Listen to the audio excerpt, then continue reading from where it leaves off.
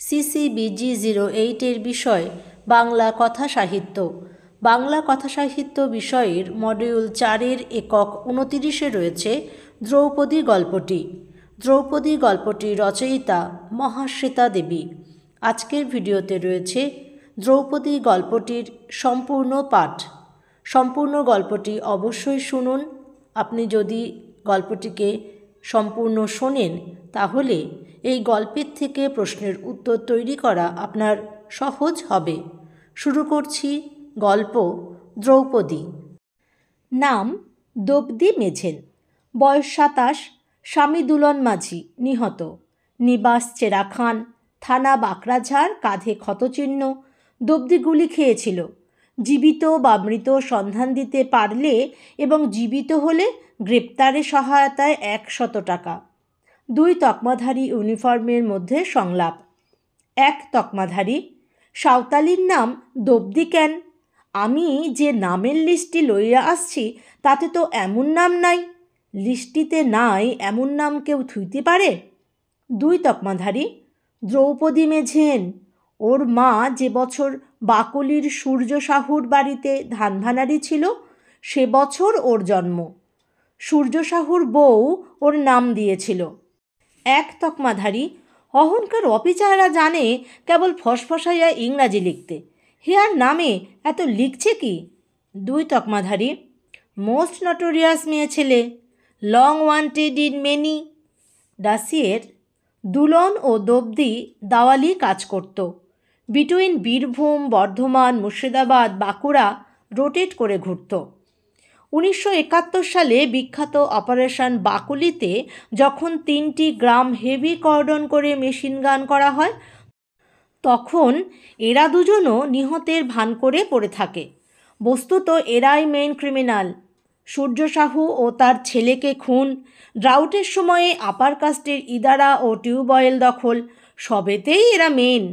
সেই ছেলে 3টেকে পুলিশের হাতে স্যারেন্ডার না করাতেও এবং অপারেশন বাকুলির আর্কিটেক্ট ক্যাপ্টেন অর্জন সিং প্রভাতে লাশ গণনা করতে গিয়ে স্বামী স্ত্রীকে না পেয়ে তাৎক্ষণিক ব্লাড সুগারে আক্রান্ত হয়ে পুনর্বার প্রমাণ করে বহুমূত্র সত্যই দুশ্চিন্তা ও উদ্বেগের ব্যাধিও বটে। বহুমূত্র 12 ভাতারই, তার 1 ভাতার অ্যাংজাইটি। দুলন ও দ্রৌপদী দীর্ঘদিন নিয়ান্ডারথাল অন্ধকারে নিখোঁজ থাকে এবং বিশেষ বাহিনী সে অন্ধকারে সশস্ত্র সন্ধানে বিদ্ধ করতে গিয়ে পশ্চিমবঙ্গের বিভিন্ন জেলায় বেশ কিছু দাওয়ালি সাঁওতালিনীকে তাদের অনিচ্ছায় সিংবোঙার কাছে যেতে বাধ্য করে। ভারতের সংবিধানে জাত ধর্ম নির্বিশেষে সকল মানুষই পবিত্র, তা সত্ত্বেও এহেন অঘটন ঘটে যায়। কারণ দ্বিবিধ। 1. নিখোঁজ দম্পতির আত্মগুপ্তিতে অসামান্য দক্ষতা। 2. বিশেষ বাহিনীর চোখে সাঁওতাল কেন অস্ট্রো এশিয়াটিক মুন্ডা গোষ্ঠীর সকল সন্তানকেই এক চেহারা মনে হওয়া। বস্তুত বাঁকড়াঝাড় থানার আন্ডারে অবস্থিত কুখ্যাত ঝাড়খানি জঙ্গলের চতুষ্পার্শ্বে এমনকি অগ্নি ও নৈঋত কোণেও থানা আক্রমণ, বন্দুক অপহরণ, গোলদার, জোতদার, মহাজন, শান্তিরক্ষক, কাগুজে বাবু ও খোচর ইত্যাদিতে অপরাধী বলে যাদের সন্দেহ করা হয় তাদের সম্পর্কে সংগৃহীত প্রত্যক্ষদর্শীয় বিবরণীতে জানা যায় বহু পিলে চমকানো কথা। 2 কৃষ্ণাঙ্গ নরনারী ঘটনার আগে সাইরেন চিৎকারে কুলকুলি দিয়েছে। কতকগুলি অসভ্য সাঁওতালিদের কাছেও দুর্বোধ্য ভাষায় তারা নিহতদের ঘিরে উল্লাস সঙ্গীত গেয়েছে, যথা সামারে হিজুলে নাকো মার গোয়ে কোপে এবং হেন্দে রামরা কেচে কেচে পুন্ডি রামরা কেচে কেচে। এতে নিঃসংশয়ে প্রমাণ হয় এরাই ক্যাপ্টেন অর্জন সিংয়ের বহুমূত্রের কারণ।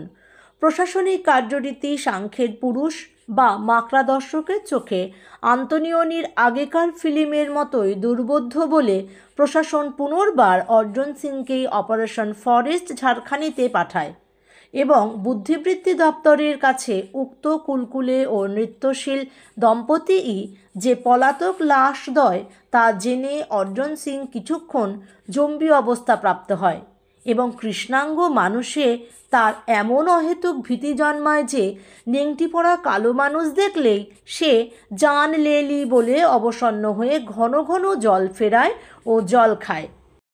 কি ইউনিফর্ম, কি গ্রন্থ সাহেব, কেউই তাকে এই অবসাদ থেকে উদ্ধার করতে পারে না।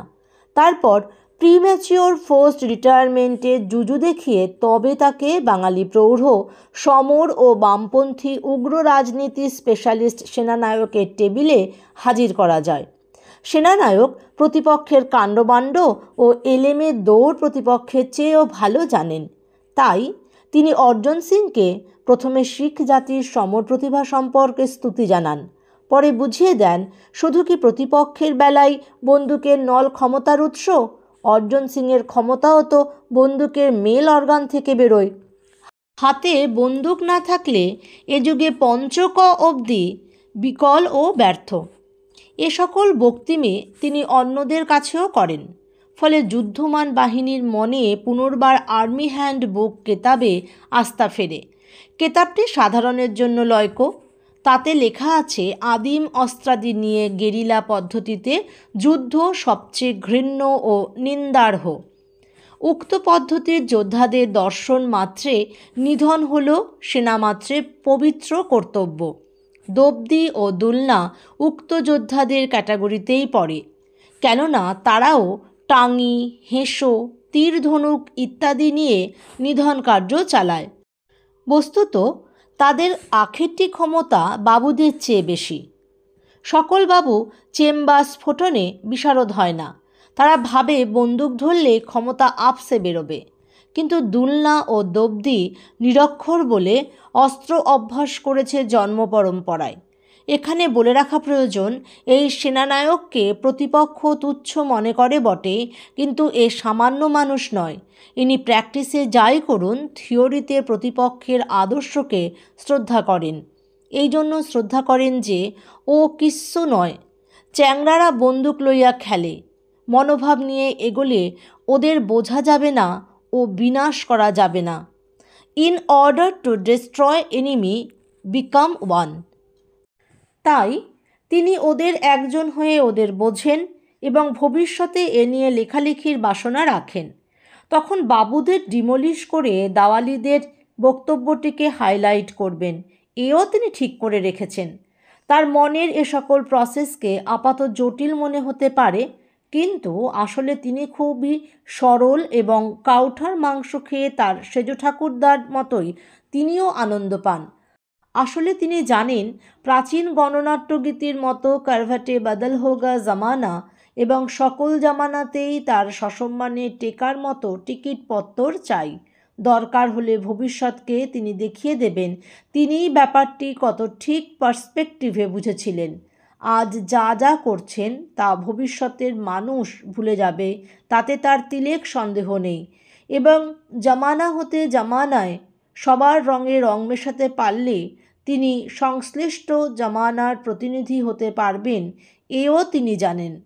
আজকে অ্যাপ্রিহেনশন অ্যান্ড এলিমিনেশন করে তিনি তরুণদের নিকেশ করছেন বটে, কিন্তু মানুষ রক্তের স্মৃতি ও শিক্ষা অচিরে ভুলবে, এ তিনি জানেন। এবং একই সঙ্গে তিনি শেক্সপিয়ারের মতো তরুণের হাতে পৃথিবীর লিগেসি তুলে দেওয়াতেই বিশ্বাসী। তিনি প্রসপেরো। যা হোক, এরপর জানা যায় বহু যুবক যুবতী ব্যাচ বাই ব্যাচ জিপগাড়ি আরোহণে থানার পর থানা হানা দিয়ে অঞ্চলটিকে যুগপৎ সন্ত্রস্ত ও উল্লসিত করে ঝাড়খানির জঙ্গলে বিলীন হয়। যেহেতু বাকুলি থেকে নিখোঁজ হবার পর থেকে দোবদি ও দুলনা প্রায় সকল যোদ্ধার ঘরে কাজ করেছে, সেহেতু তারা হন্তব্যদের বিষয়ে হন্তাদেরকে টপাটপ খবর দেয় এবং সগর্বে ঘোষণা করে তারাও সেনানি, র্যাঙ্ক অ্যান্ড ফাইল।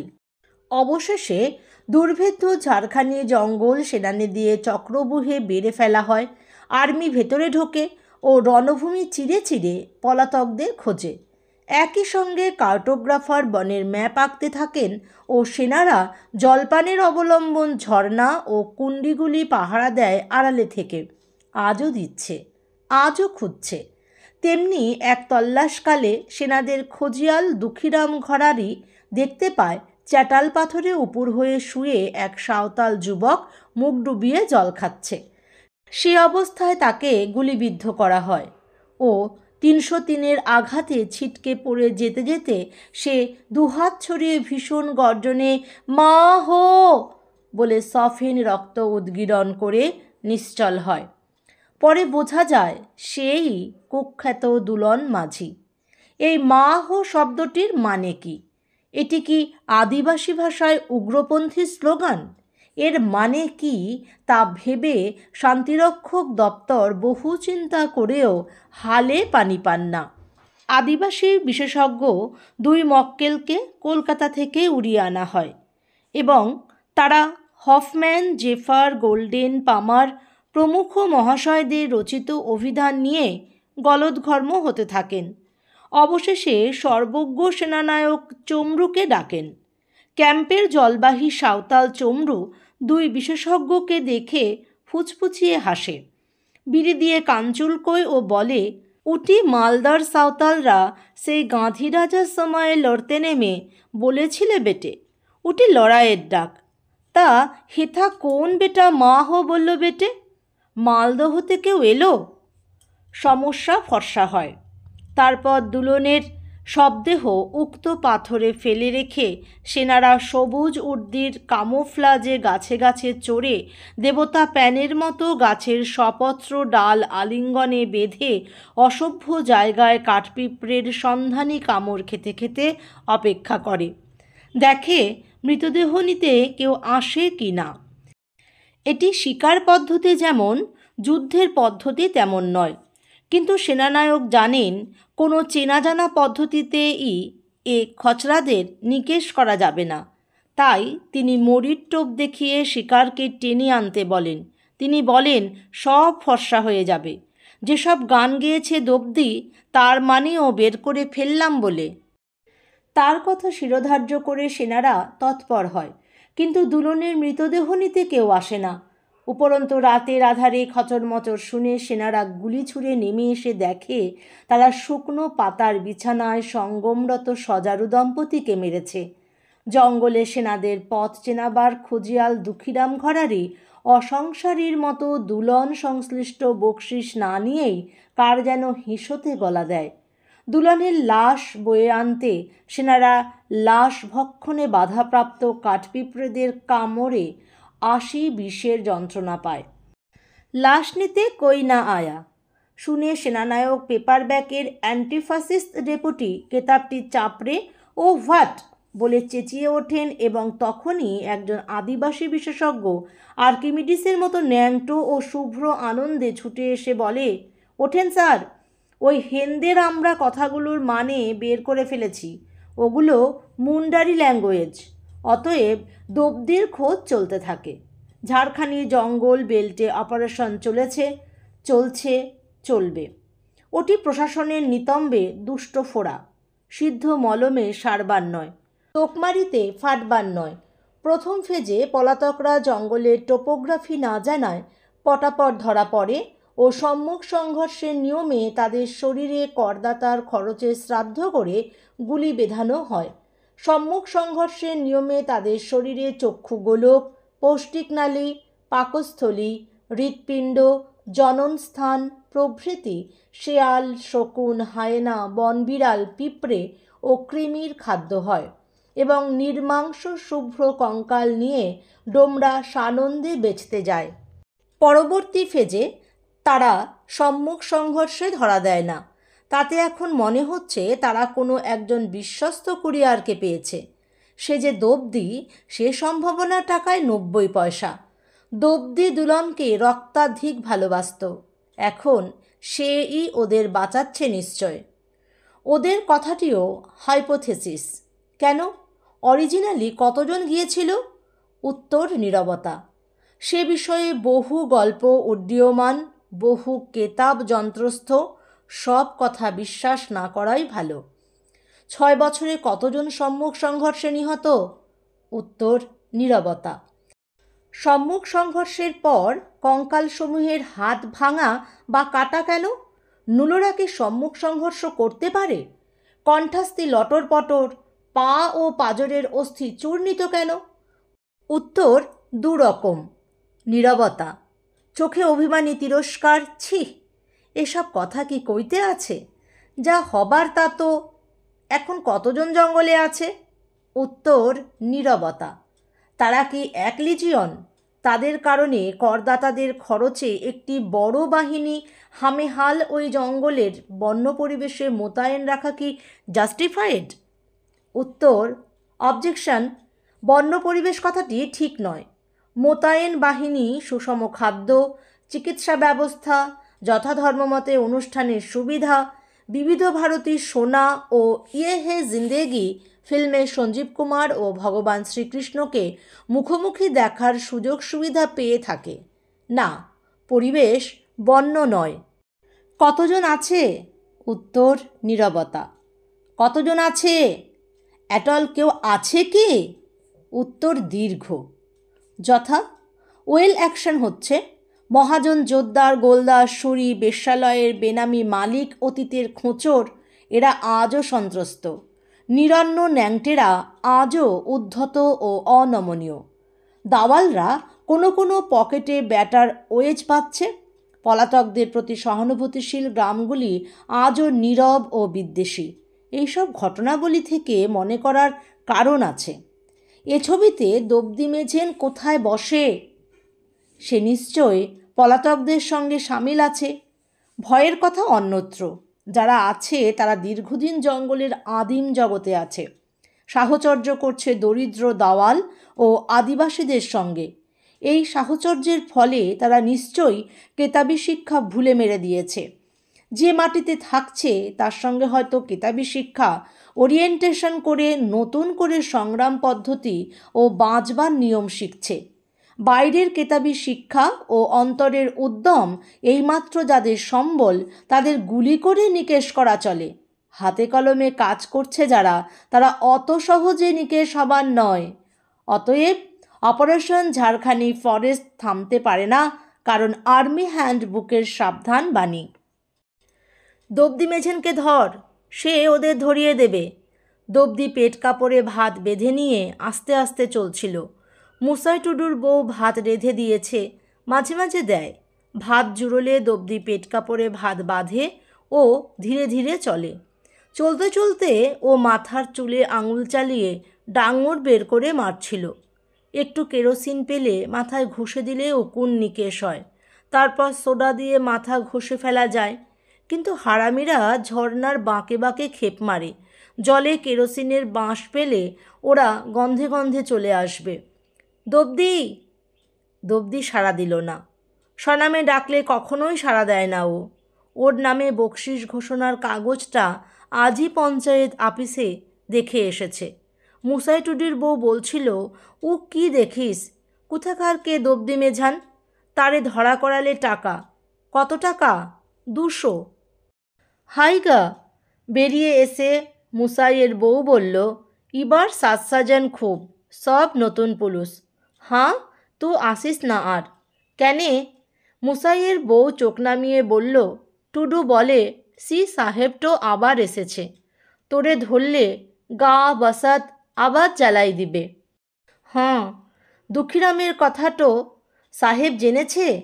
সময় আর বুঝনা হারামি করল। তারা কোথা? ট্রেন চেপে পালালো। দব্দি কি ভেবে নিল, তারপর বলল, ঘর যা। কি হবে জানি না, মোড়ে ধরলে তোরা মোড়ে চিনবি না। তুই পলাতে পারিস না? না, কতবার পলাবো বল? ধরলে বা কী করবে বল? কাউটার করে দিবে? দিক। মুসাইয়ের বউ বলল, মোদের আর কোথা যাবার নাই। দব্দি আসতে বলল, কারো নাম বলবো না। দব্দি জানে, এতদিনে শুনে শুনে শিখেছে কেমন করে নির্যাতনের সঙ্গে মোকাবিলা করা যায়। যদি নির্যাতনের শরীর ও মন ভেঙে পড়ে, তখন দব্দি নিজের জিভ দাঁতে কেটে ফেলবে। সেই ছেলেটা কেটে ফেলেছিল নিজের জিভ। তাকে কাউটার করে দিল। কাউটার করে দিলে তোমার হাত থাকে পিছনে বাঁধা, শরীরে প্রতিটি হাড় থাকে চূর্ণ, যৌনাঙ্গে ভীষণ ক্ষত। Killed by police in an encounter, unknown male age 22। এইসব ভাবতে ভাবতে পথ চলতে দব্দি শুনল কে তাকে ডাকছে। দবদি! সাড়া দিল না ও। স্বনামে ডাকলে ও সাড়া দেয় না। এখানে ওর নাম উপি মেঝেন, কিন্তু কে ডাকে?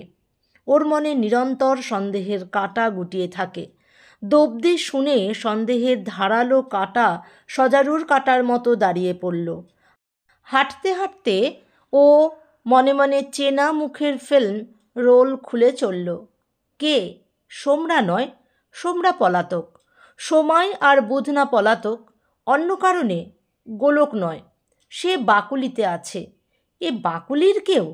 বাকুলি ছেড়ে বেরোবার পর থেকে তার ও দুলনার নাম হয়েছিল উপি মেঝেন মাতং মাঝি। এখানে এক মুসাই আর তার বউ ছাড়া আসল নাম কেউ জানে না। বাবু ছেলেদের মধ্যে আগেকার ব্যাচের সবাই জানত না। সে সময়টা বড় গোলমেলে। দবদির ভাবতে গেলে গোলমাল লাগে। বাকলিতে অপারেশন বাকলি। সূর্য সাউ বিড্ডিবাবুর সঙ্গে সর করে 2 বছরে বাড়ির চৌহদ্দিতে 2টো টিউবওয়েল বসালো। কুয়ো খুলল 3টে। কোথাও জল নেই। বীরভূমে খরা। সূর্য সাউয়ের বাড়িতে অথই জল, কাকের চোখের মতো নির্মল। কানাল ট্যাক্সো দিয়ে জল লাও, জ্বলে গেল সব। ট্যাক্সোর জলে চাষ বাড়িয়ে আমার কী লাভ? জ্বলে গেল সব। যাও যাও, তোমাদের পঞ্চায়েতি বদমাশি আমি মানি না। জল নিয়ে চাষ বাড়াবো। আধা ধান আধিয়াল লিবে, উনোধানে সবাই বস। তখন ধান বাড়ি দাও, টাকা দাও। যা, তোদের তরে ভালো কাজ করে আমার শিক্ষা হয়েছে। কি ভালো কাজ করলা তুমি? জল দিই নাই গ্রামকে? ভোগুনাল বিয়াইকে দিয়েছ? তোরা জল পাস না? না, ডোমচারাল জল পায় না। এই কথা থেকে ঝগড়া। খরায় মানুষের ধৈর্য সহ্য সহজে জলে। গ্রামের সতীশ যুগল সেই বাবু ছেলেটা, বুঝি রানা তার নাম, তারা বলল জোরদার মহাজন কিছু দেবে না, খতম করো। সূর্য সাউয়ের বাড়ি রাতে ঘেরাও। সূর্য সাউ বন্দুক বের করেছিল। গরুর দড়িতে 5 মোড়া বাঁধা সূর্য, চোখের ডিম সাদাটে, ঘুরছে, কাপড় নষ্ট হচ্ছিল। দুলনা বলেছিল, আমি আগে কোপ দিব হে। আমার বাপের বাপ ধান বাড়ি নিয়েছিল, সে ধার শুধুতে আজও বেগারি দেই। দবদি বলেছিল, মোর পানে চেয়ে লাল গড়াত মুখে ওর চোখ আমি উপড়াবো। সূর্য সাউ। তারপর সিউড়ি থেকে telegraphic message, special train, army, jeep Bakuli অবধি আসেনি। March March March. নালপড়া বুটের নিচে কাকরের ক্রাঁচ ক্রাঁচ ক্রাঁচ, কর্ডন আপ। মাইকে আদেশ, যুগল মণ্ডল, সতীশ মণ্ডল, Rana এলায়াস, Prabir এলায়াস, Dipak, Dulla Majhi, Dobdi, Mejhen, surrender surrender. No surrender surrender, mow mow mow, down the village. খটাখট খটখট, বাতাসে কর্ডাইট, খটখট, রাউন্ড দি ক্লক, খটখট, ফ্লেম থ্রোয়ার, বাকুলি জ্বলছে। More men and women, children, fire fire. Close canal approach, over over over by nightfall. Dobdi আর দুলনা বুকে হেঁটে পালিয়েছিল। বাকলির পর পলতাকুড়িতে ওরা পৌঁছতে পারত না। ভূপতি আর তপা নিয়ে যায়। তারপর ঠিক হয় দবদি ও দুলনা ঝাড়খানি বেল্টের আশেপাশে কাজ করবে। দুলনা দবদিকে বুঝিয়েছিল, এই ভালো রে, এতে আমাদের ঘর সংসার ছেলে মেয়ে হবে না। কে বলতে পারে একদিন জোরদার মহাজন পুলিশ সব নিশ্চিহ্ন হবে না। কিন্তু আজকে ওকে পিছন থেকে কে ডাকলো। দবদি হাঁটতে থাকলো। গ্রাম, প্রান্তর, ঝোপঝাড় ও খোয়াই, পিডাব্লিউডির খাম্বা, পিছনে ছুটে আসার শব্দ। একজনই আসছে।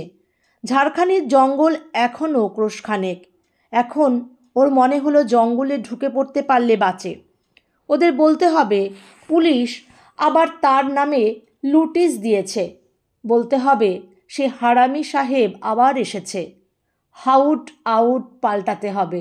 তাছাড়া সান্দারাতে ক্ষেতমজুরদের টাকা দেওয়া নিয়ে যে গণ্ডগোল হয়, তারপর সেখানে লক্ষ্মী বেরা, নারায়ণ বেরাকে সূর্য সাউ করে দেবার প্ল্যানও নাকচ করতে হবে। সময় ও বুধনা সবই জানত। দবদির বুকের নিচে ভীষণ বিপদের আর্জেন্সি। ওর এখন মনে হলো সময় ও বুধনা যে হারামি করবে, তাতে সাঁওতাল হয়ে ওর লজ্জার কিছু নেই। দব্দির রক্ত চম্পাভূমির পবিত্র কালো রক্ত, নির্ভেজাল। চম্পা থেকে বাকলি কত লক্ষ চাঁদের উদয়াস্তের পথ, রক্তে ভেজাল মিশতে পারত। দব্দির পূর্বপুরুষদের জন্যে গর্ব হলো, তারা কালো কুচের কুচিলায় মেয়েদের রক্ত পাহারা দিত। সময় ও বুধনা জারজ, যুদ্ধের ফসল। শিয়নডাঙ্গার মার্কিন সৈন্যদের উপহার টুয়ার্ডস রাঢ়ভূমি। নইলে কাক যদি বা কাকের মাংস খায়, সাঁওতাল সাঁওতালকে ধরাতে হারামি করে না। পেছনে পায়ের শব্দ, শব্দ ও দব্দির মাঝে ব্যবধান এক থাকছে। কোচরে ভাত, কষিতে গোজা তামাক পাতা। অরিজিৎ, মালিনী, শামু, মন্টু কেউ বিড়ি সিগারেট চা খায় না। তামাক পাতা ও চুন, কষিতে কাগজের মোরগ গোজা, আলকুলির বীজ থেতো। বিছে কামড়ালে অব্যর্থ ঔষধ, কিছুই দেওয়া যাবে না। দব্দি বাদিকে ঘুরল, এদিকে ক্যাম্প 2 মাইল দূরে। বনের পথ নয় এটা, কিন্তু পেছনে খোঁচর দিয়ে দব্দি বনে যাবে না। জান কাসাম, জাহান কাসাম, দোলনা জান কাসাম, কিছুই বলা হবে না। পায়ের শব্দ, বাদিকে ঘুরল। দব্দি কোমরে হাত দিল। হাতের তেলোয় বাঁকা চাঁদের আশ্বাস। হেসোর বাচ্চা, ঝাড়খানির কামাররা গড়ে ভালো, এমন সাহান দিয়ে দিব উপি যে শত দুঃখীরাম রে। দব্দি ভাগ্যে বাবু হতে যায়নি, বরঞ্চ ওরাই বুঝেছে সবচেয়ে ভালো কাস্তে, হেসো, টাঙ্গি, ছুরি। নীরবে কাজ সারে। দূরে ক্যাম্পের আলো। দব্দি সেদিকে বা যাচ্ছে কেন? দাঁড়া তুই, ফিন বাঘ ঘুরে যায়। আহা, রাতভর আমি চক্ষু মুদে ঘুরে বলতে পারি জঙ্গলে যাব না, পথ হারাবো না, দম ছুটবে না। তুই শালো খোঁচর, জাহানের মায়ায় মরিস, তুই ঘুরবি, দম ছুটোয়ে তোরে গাড়ায় ফেলে নিকাশ করে দিব। কিছুই বলা হবে না। নতুন ক্যাম্প দেখে এসেছে দব্দি। বাস স্টেশনে বসে গল্প করে বিড়ি টেনে জেনে এসেছে কত কনভয় পুলিশ এলো, কটা ওয়্যারলেস ভ্যান। ডিংলা 4, পেঁয়াজ 7, লঙ্কা 50, সিধা হিসাব। কিছুই জানানো যাবে না।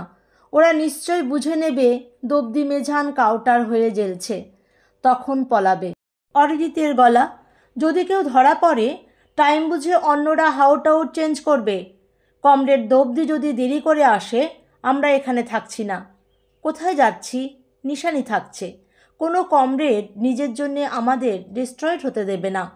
অরিজিতের গলা, জলের কুলকুল শব্দ, পাথর তুলে নিচে রাখা কাঠের টুকরো তীর, ফলামুখ যেদিকে সেদিকে হাউটাউটে যাওয়া হয়েছে। এটা দব্দির পছন্দ, বোধায়ত্ত। দুলনা মরে গেল, কারুকে মেরে মরেনি বাবা। প্রথম থেকে এসব মাথায় জাড়ায়নি বলে ওর জন্যে হামলাতে গিয়ে কাউটার হতিস। এখন অনেক নির্মম নিয়ম, সহজ ও বদ্ধ। দব্দি ফিরল, ভালো; ফিরল না, ব্যাড। চেঞ্জ হাউটাউট। নিশানি এমন হবে অপোজিশন দেখতে পাবে না, দেখলে বুঝবে না। পেছনে পায়ের শব্দ। দব্দি আবার ঘুরল। এই 3.5 মাইল বিস্তীর্ণ ডাঙা ও খোয়াই জঙ্গলে ঢোকার প্রকৃষ্ট পথ। দব্দি সে পথ পেছনে রেখে এসেছে। সামনে খানিকটা সমতল, তারপর আবার খোয়াই। এত উঁচু নিচুতে কখনো আর্মি ক্যাম্প ফেলেনি। এদিকটা নির্জন, ভুলভুলাইয়া। বাঘা গুগগুলি ইটাবেটে, সকল ঢিবার মতো দেখতে। ঠিক আছে, দব্দি ফেউটাকে শ্মশানে নিয়ে তুলবে। সারান্দার পতিত পাবনকে তো শ্মশানকালীর নামে বলি দেওয়া হয়েছিল। অ্যাপ্রিহেন্ড। ঢিবাগুলির একটা উঠে দাঁড়ালো, আরেকটা, আর একটা। প্রৌঢ় সেনানায়ক যুগপৎ আনন্দিত ও নিরাশ। If you want to destroy enemy, become one. তিনি তা হয়েছিলেন। 6 বছর আগেও উনি ওদের প্রতিটি মুভ অ্যান্টিসিপেট করতে পারতেন। এখনও পারছেন। আনন্দ। সাহিত্যের সঙ্গে যোগ রাখার ফলে ফার্স্ট ব্লাড পড়ে তিনি তার চিন্তা ও কাজের সমর্থন দেখেছেন। দব্দি তাকে ধাপ্পা দিতে পারল না। দুঃখ ও নিরাশা, কারণ দ্বিবিধ। 6 বছর আগে মস্তিষ্ক কোষের সংগৃহীত পরিসংখ্যানের ভিত্তিতে লেখা তার প্রবন্ধ বেরিয়েছে। তিনি প্রমাণ রেখেছেন তিনি এ সংগ্রামের সমর্থক। দাওয়ালিদের পরিপ্রেক্ষিতে। Dobdi Dawali, veteran fighter, search and destroy. Dobdi Mejhen apprehended হতে চলেছে। ডেস্ট্রয়েড হবে দুঃখ। হল্ট। দব্দি থমকে দাঁড়ালো। পেছনের পদশব্দ ঘুরে সামনে এসে দাঁড়ালো। দব্দির বুকের নিচে কানালের বাঁধ ভাঙল। সর্বনাশ! সূর্য সাহুর ভাই রতনী সাহু। সামনের ঢিবা দুটি এগোলো, সময় ও বোধনা। ওরা ট্রেনে পালায়নি। অরিজিতের গলা, যখন জিতছ তা যেমন জানবে, যখন হারলে তা মানবে এবং পরের স্টেজ থেকে কাজ করবে। দব্দি এখন দুহাত ছড়িয়ে আকাশপানে মুখ তুলে জঙ্গলের দিকে ঘুরে গিয়ে সর্বসত্তার শক্তি দিয়ে কুলকুলি দিল। একবার, দুবার, তিনবার। তৃতীয় কুলকুলিতে ঝাড়খানি জঙ্গলের আঁচলের গাছে পাখিগুলো রাতের ঘুম ভেঙে ডাংনা ঝাপটে ডেকে উঠল। কুলকুলির প্রতিধ্বনি বহুদূর যায়। সন্ধ্যা 6:57 দ্রৌপদী মেঝেন অ্যাপ্রিহেন্ডেড হয়। ওকে নিয়ে ক্যাম্প পর্যন্ত পৌঁছতে লাগে 1 ঘন্টা। ঠিক 1 ঘন্টা জেরা চলে। কেউই তার গায়ে হাত দেয় না এবং তাকে ক্যাম্বিসের টুলে বসতে দেওয়া হয়। 8:57 সেনানায়কের ডিনার টাইম হয় এবং ওকে বানিয়ে নিয়ে এসো ডু দি নিডফুল বলে তিনি অন্তর্ধান করেন। তারপর এক নিযুত চাঁদ কেটে যায়, এক নিযুত চান্দ্র বৎসর, লক্ষ আলোকবর্ষ পরে দ্রৌপদী চোখ খুলে। কি বিস্ময়! আকাশ ও চাঁদকেই দেখে। ক্রমে ওর মস্তিষ্ক থেকে রক্তাভ আলপিনের মাথা সরে সরে যায়। নড়তে গিয়ে ও বোঝে এখনও ওর দুহাত 2 খুঁটোয় এবং 2 পা 2 খুঁটোয় বাঁধা। পাছা ও কোমরের নিচে চটচটে কি যেন, ওরই রক্ত। শুধু মুখের ভেতর কাঁপন নেই, ভীষণ তেষ্টা। পাছে জল বলে ওঠে, সেই ভয়ে ও দাঁতে নিচের ঠোঁট চাপে। বুঝতে পারে জমিদারের রক্তস্রাব। কতজন ওকে বানিয়ে নিতে এসেছিল। ওকে লজ্জা দিয়ে চোখের কোল থেকে জল গড়ায়। ঘোলাটে চাঁদের আলোয় বিবর্ণ চোখ নিচের দিকে নামাতে নিজের স্তন দুটি চোখে পড়ে এবং ও বোঝে, হ্যাঁ, ওকে ঠিকমতো বানানো হয়েছে। এবার ওকে সেনানায়কের পছন্দ হবে। স্তন দুটি কামড়ে ক্ষত বিক্ষত, বৃন্ত ছিন্ন ভিন্ন। কতজন? 4, 5, 6, 7। তারপর দ্রৌপদীর হুঁশ ছিল না। পাশে চোখ ফিরিয়ে ও সাদা কি যেন দেখে, ওরই কাপড়। আর কিছু দেখে না। সহসা দৈবকৃপা আশা করে ও। সম্ভবত ওকে ফেলে গেছে ওরা, শেয়াল ছিঁড়ে খাবে বলে। কিন্তু ওর কানে আসে পায়ের ঘষ্টানি। ঘাড় ঘোরায় ও। বেইনেটে ভর দিয়ে দাঁড়ানো শান্ত্রী ওকে দেখে ও হাসে। চোখ বোঝে দ্রৌপদী। অপেক্ষা করতে হয় না বেশিক্ষণ। আবার বানিয়ে নেবার প্রক্রিয়া শুরু হয়। চলতে থাকে। চাঁদ কিছু জ্যোৎস্না বমি করে ঘুমোতে যায়। থাকে শুধু অন্ধকার।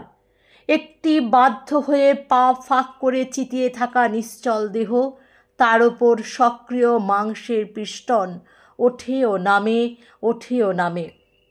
তারপর সকাল হয়। তারপর দ্রৌপদী মেঝেনকে তাঁবুতে আনা হয় ও খড়ের ওপর ফেলা হয়। গায়ের ওপর কাপড়টা ফেলে দেওয়া হয়। তারপর ব্রেকফাস্ট, কাগজ পাঠ, রেডিও মেসেজ। দ্রৌপদী মেঝেন অ্যাপ্রিহেন্ডেড। খবর পাঠানো ইত্যাদি হয়ে গেলে দ্রৌপদী মেঝেনকে নিয়ে আসার হুকুম যায়।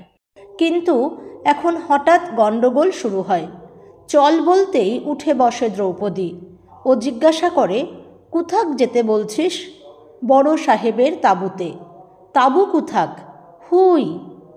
দ্রৌপদী লাল চোখ ঘোঁচ করে অদূরে তাঁবু দেখে। বলে, চল, যেছি আমি। শান্ত্রী জলের ঘটি এগিয়ে দেয়। দ্রৌপদী উঠে দাঁড়ায়। জলের ঘটি মাটিতে ঢালে উপুড় করে। কাপড়টি দাঁতে ধরে টেনে টেনে ছেড়ে। শান্ত্রী এমনবিধ আচরণ দেখে বাউড়া হো গিয়া বলে ছুটে হুকুম আনতে যায়। সে নিয়ে যেতে পারে কয়েদিকে, কিন্তু কয়েদি দুর্বোধ্য আচরণ করলে কি করবে তা সে জানে না। তাই ওপরওয়ালাকে শুধোতে যায়। জেলে পাগলা ঘণ্টি পড়লে যেমন হয়, ছুটোছুটি লেগে যায় এবং সেনানায়ক বিস্মিত হয়ে বেরিয়ে এসে দেখেন সূর্যের প্রখর আলোয় উলঙ্গ দ্রৌপদী সোজা মাথায় হেঁটে তার দিকে আসছে। সন্ত্রস্ত সান্ত্রীরা তার কিছু তফাতে। এ কি বলতে গিয়ে তিনি থেমে যান। দ্রৌপদী তার সামনে এসে দাঁড়ায়, উলঙ্গ, উরু ও জনিকেশে চাপ চাপ রক্ত, স্তন দুটি ক্ষতবিক্ষত। এ কি? তিনি ধমকাতে যান। দ্রৌপদী আরও কাছে আসে, কোমরে হাত রেখে দাঁড়ায়, হাসে ও বলে, তোর সাধানের মানুষ দব্দি মেঝেন বানিয়ে আনতে বললেছিলি, তা কেমন বানিয়েছে দেখবি না? কাপড় কই ওর? কাপড় পরছে না সার, ছিঁড়ে ফেলেছে। দ্রৌপদীর কালো শরীর আরও কাছে আসে। দ্রৌপদী দুর্বোধ্য, সেনানায়কের কাছে একেবারে দুর্বোধ্য এক অদম্য হাসিতে কাঁপে। হাসতে গিয়ে ওর বিক্ষত ঠোঁট থেকে রক্ত ঝরে এবং সে রক্ত হাতের চেটোতে মুছে ফেলে দ্রৌপদী কুলকুলি দেবার মতো ভীষণ আকাশ চেরা তীক্ষ্ণ গলায় বলে, কাপড় কি হবে? কাপড় ল্যাংটা করতে পারিস, কাপড় পরাবি কেমন করে? মরদ তো। চারদিকে চেয়ে দ্রৌপদী রক্তমাখা থুতু ফেলতে সেনানায়কের সাদা বুশ শার্টটি বেছে নেয় এবং সেখানে থুতু ফেলে বলে, হেথা কেউ পুরুষ নাই যে লাজ করব, কাপড় মোড়ে পরাতে দিব না। আর কি করবি? লে কাউটার কর, লে কাউটার কর। দ্রৌপদী দুই মর্দিত স্তনে সেনানায়ককে ঠেলতে থাকে এবং এই প্রথম সেনানায়ক নিরস্ত্র টার্গেটের সামনে দাঁড়াতে ভয় পান, ভীষণ ভয়।